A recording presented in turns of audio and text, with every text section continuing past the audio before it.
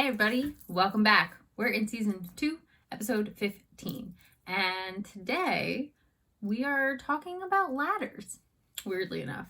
I think this is the first symbol that I've talked about that is not man-made or in nature. And there's a reason for that.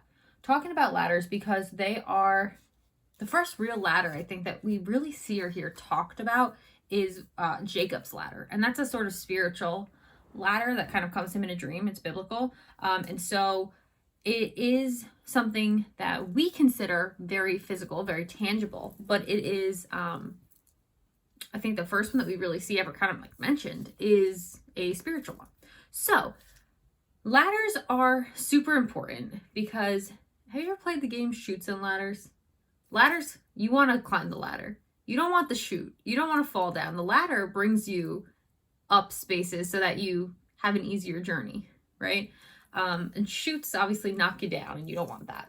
So with this idea of the ladder, when we're thinking of ladders as a sign, it's about connecting things, right? Connecting parts of a journey.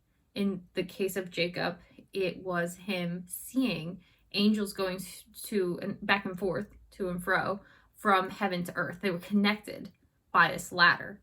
And so connection between the spiritual and the literal reality. Ladders do that, right? From where you are to where you want to be. If you put a ladder against the side of a house, you're on the ground, you want to get to the roof, right? So I know we don't think about ladders like this, but I liked the idea of talking about it because it is right in line with the success journey discussion, right? So when you see a ladder from here on out, I hope you think of this. I hope you think of all of this because it's so important.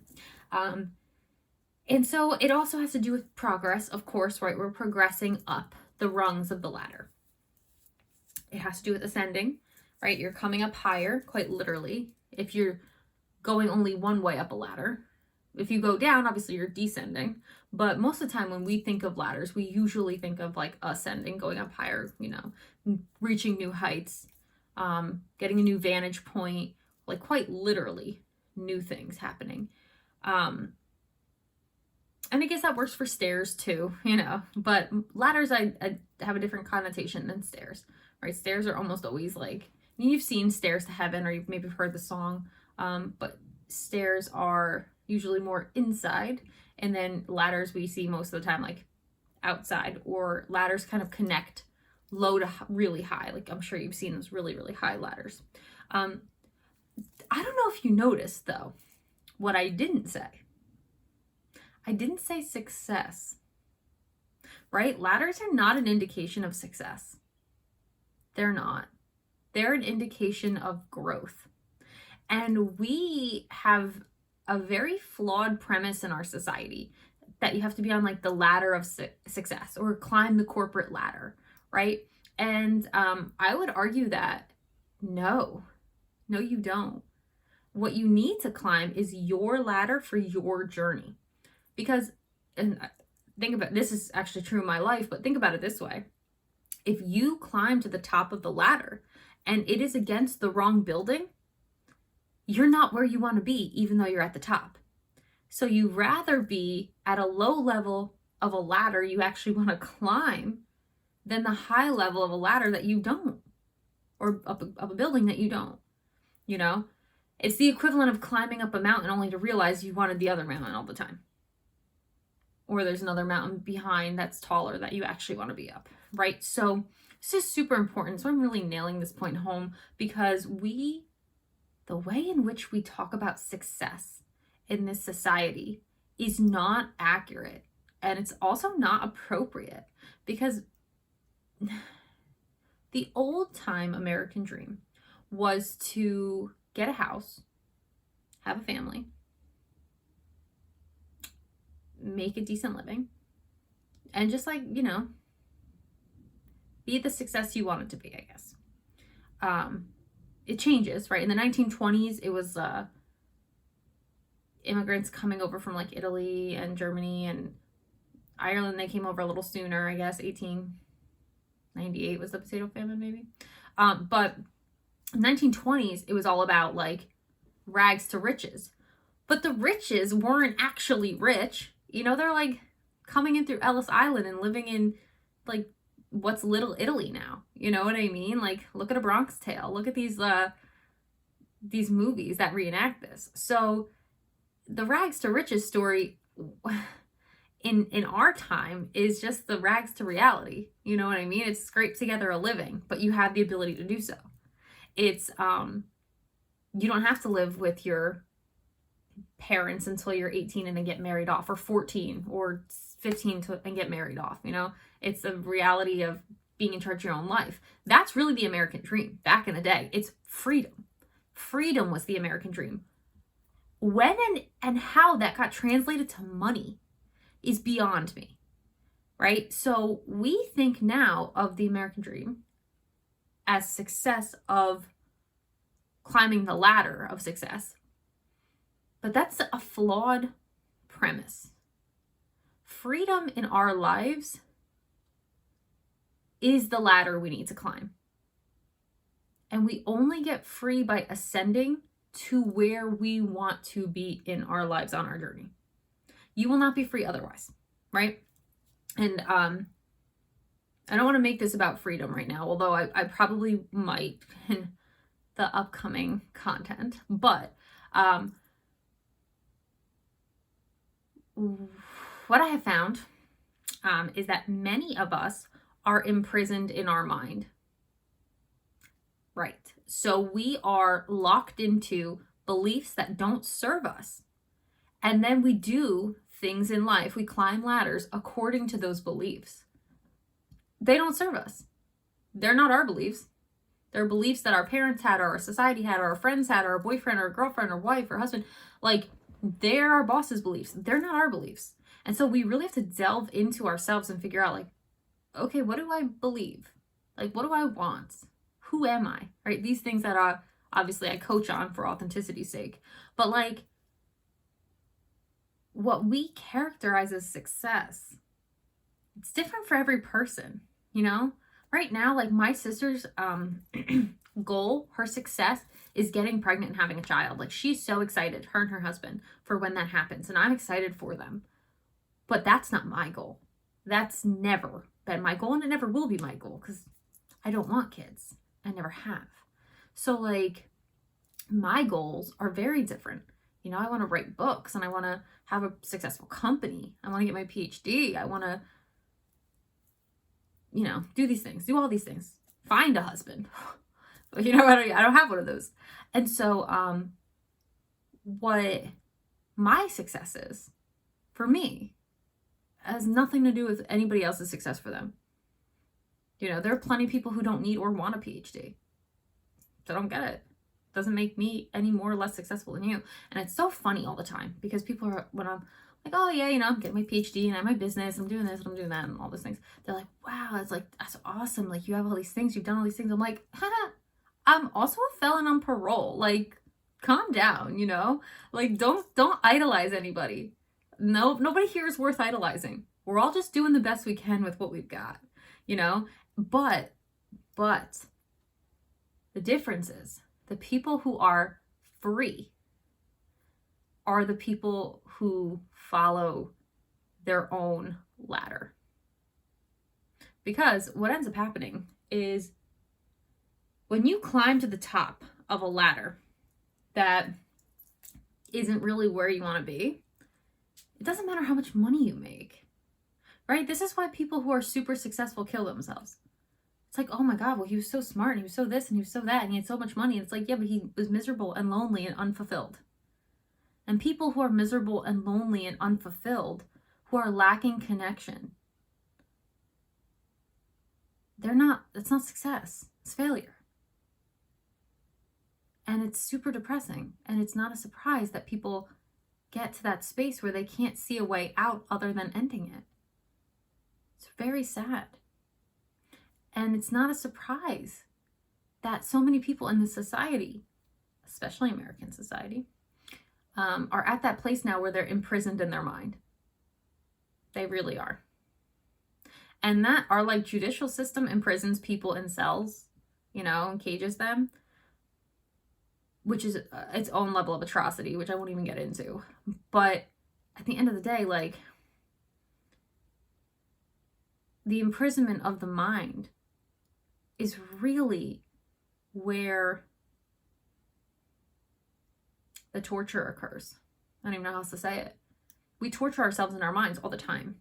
I'm not good enough. I'm not worthy of this. I need to do this to be better. I need to work harder. I need to do more. I need to do. I need to, no. Right? So we get on this ladder.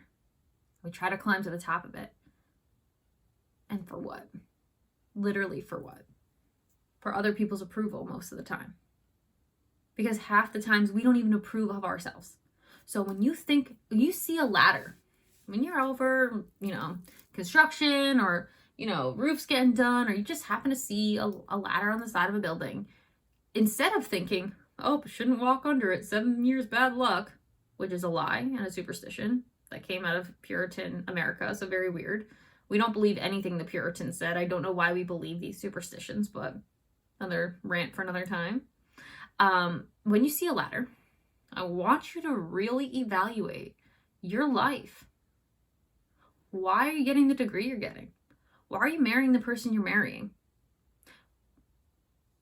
Why are you on the diet you're on? Why do you live where you live? Why do you do what you do? Because if you don't have answers, I don't know, I just do it, then you're on the wrong ladder, friend. And I know that's harsh, but we need to ask ourselves the hard questions before we get ourselves into situations that don't serve us. And I will give you a huge example of that, right? So I was on a fast track to get a PhD in literature. It's what I always had wanted to do. When people asked me why, I could not tell them. I was like, that's just what I always said I was going to do, so I'm going to do it. And what ended up happening around the time that I was applying to get my PhD in literature, which I had no idea what I wanted to do with, I had no idea why I was doing it, and I had no reason to get it. I self-destructed my life because I was so lost in every way you could possibly imagine. Now, anybody who saw me really thought I had it together. Really, she's on her shit. And I presented that way because I wanted people to think I was on my stuff, because I didn't want to look like I had no idea what I was doing, which I didn't. And when you have no idea what you're doing, and you have no idea why you're doing it, and you have no idea who you are, terrible things happen. You fall for things you shouldn't fall for. You do things you never do. And I am not the sole person who's done this. There are countless examples in history of people who made terrible life decisions, and it's just like, I don't even know how that happened or why. Like, what? Right? So, I mean, in my case, I've really explored my terrible life decisions and why they happened. But needless to say, because I self-destructed my life, and then some of you who are watching obviously know what I'm speaking on, but because I self-destructed my life, I ended up not being able to go get that PhD. I was literally suicidal. I was crushed, and some of you know this story. I was crushed because it was my lifelong dream. And I lost the will to live at that point. It was August of 2019. I lost the will to live. And I wouldn't be here today, honestly, if it weren't for my mom, who like cuddled up under my arm and was like, if you kill yourself, I'll die too. Like, she knew I was on my way out. And it was a really hard stop because I was like, I don't know what to do now. I don't know what I'm doing with my life. And in my case, God was like, dope. Now we can get to work, kid. You never knew what you were doing. You only pretended like you did. And I'm like, damn, like, you right. So my ladder of success, all that story, my ladder was on the wrong building. I had no idea why I wanted a PhD. It was the end of the road. And it really was the end of my old life. Like 0 to 30. That was the end of old Michelina. And she was great. And she tried really hard. But she had low self-worth. And she was insecure. And she didn't know herself. And she tried to look better than she was. And she tried to present like she was perfect. And there's no room for that in this life because it's not real. It's a fantasy. Nobody's perfect. Life is messy. We're not in control. We're gonna get hurt, right? And those lessons from 0 to 30 are so valuable to me now because I can relate to literally almost anybody in life. Like I can literally almost relate to anybody in life. Like you have a trauma, I've had it too, friend. You know? And that's fine. So that ladder, that time, it was necessary. I mean, I was doing things in alignment with who I was. I wanted to teach, I wanted to help people, I wanted to help students have a good experience in high school where I didn't have one. You know, I wanted to be there for people. And because I lost my boundaries and I lost my way and I lost my sense of purpose and I lost so many things, I obviously lost my sense of direction and my sense of self. Nobody's shocked. And it was the best thing that could have happened to me. 100% the best thing, because it literally hard checked my life. It stopped me. And it was like, bitch, you don't know what you're doing. And stop pretending like you do and just scale back. When in doubt, wait it out. And that was not how I did things. When in doubt, go. Figure it the fuck out. That's what I used to do. It was ineffective. To say the very least. It was super ineffective. Not fun. It was really painful. But where is your ladder? What building is your ladder on? And why is it there? And how far are you up it? And what happens when you get to the top? Because I'll tell you, for me, in that old life that I had from 0 to 30, at the end, at the top of the ladder, when I got all the way to the top of the ladder, I would have been left with mounds of debt, no idea what I was doing, and being probably a college professor, which I didn't even really want to do at the time. Right. So why was I pursuing that so doggedly? Because I said I was going to. That's literally the only reason why. Now, as I kind of got led and listened and scaled back and gave myself time to figure things out, now, this PhD I'm getting now is the beginning. It's the beginning of everything. It's the foundation. I mean, the PhD in life that I have, the PhD in life is really the foundation, but the PhD in organizational leadership and my business and writing a dissertation on authenticity and authentic leadership coaching, like all those things, all of that stuff. That is the foundation on which the next 30 years will be laid. And now there's no limit. Like on my old ladder, my old life, there was a limit to success. You know, when I was teaching, I looked at the pay scale and I was like, so if I'm here for 30 years and I have a PhD, the most I can ever earn is $99,000. Because that was how it was. I was like, I'm already making $72,000. What am I doing with that? Like, there's no room to grow. No, literally no. No, thank you. You don't go into teaching for the money, but I'm not someone who settles. Some people are. That's cool for them. Do it. I'm not that person. And I was like, this isn't going to fly, friend. I was like 7 years and out. You know how long I taught? 7 years to almost the day. Well, technically I taught for 6 years and then I was out of the classroom for a little bit. But yeah, I taught for 7 years. I mean, I taught from 23 to 30, technically. Really 29, but 30. So, where is your ladder? I didn't mean to go into my own backstory so much there. I apologize. But where is your ladder? What building is your ladder on? What is your definition of success? Because at the end of the day, the ladder really doesn't even represent success. It represents growth and connection and journeys and new heights. And some people equate that with success. Sure. But I would rather be fulfilled than successful. Because for me, success is fulfillment. Because when I'm fulfilled and I'm helping people on the scale and the level that I know I can help people, the success and the abundance will come. The resources will come. Everything will come as I'm doing the work I have to do. And same goes for you. I'm not special. I'm literally nobody. Literally, like, not special. So the same is true for you. And so I really hope you evaluate, what's your ladder? What is your hope, your height, your aspiration? What do you think of success? All of these things. And I hope you don't mind that I shared a story with you. So big things popping. This time in 2 weeks, I'll be in North Carolina. As you can see, the room is kind of getting thinner now because I'm packing. So big things, but don't worry, I'll still be broadcasting. Season 2, we still have, I think, 8 episodes of.